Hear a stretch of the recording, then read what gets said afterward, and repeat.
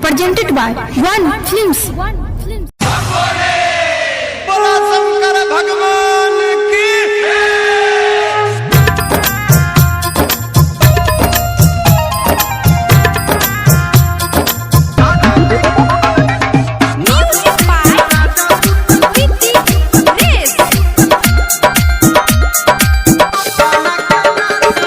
सब कबड़िया जल चढ़ाबो सब कबड़िया जल चढ़ाबो जकरा आस में गाजा पी के राजा सुतल अपना कैलाश में गाजा पी के राजा सुतल अपना कैलाश में सब कबड़िया जल चढ़ाबो सब कबड़िया जल चढ़ाबो जकरा आस में गाजा पी के राजा सुतल अपना कैलाश में गाजा पी के राजा सुतल अपना कैलाश में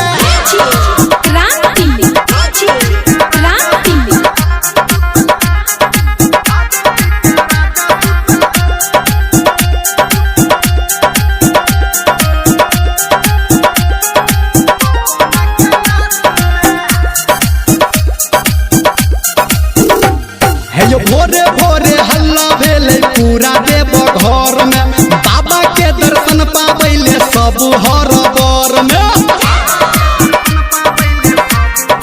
हाँ भोरे भोरे हल्ला भेले पूरा देव घर में बाबा के दर्शन पाबैले सब हर बर में भांग धतूरा लगे पहुँचलियो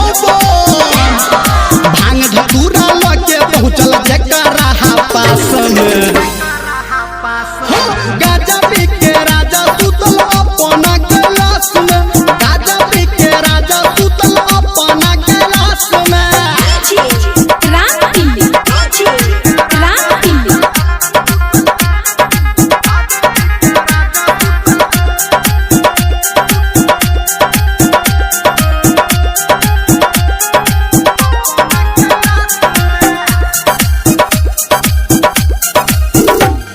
जो तीनों लोक में होर पड़ल छै भोला कोना जगतैयो हिम्मत ककरो काम न करे जाके लोग के कहतैयो हो तीनों लोक में होर पड़ल छै भोला कोना जगतैयो हिम्मत ककरो काम न करे जाके लोग के कहतैयो धर्मेंद्र निर्मलिया कहे राइटर सनटू हमारा कहे हम छी बहुत निराश में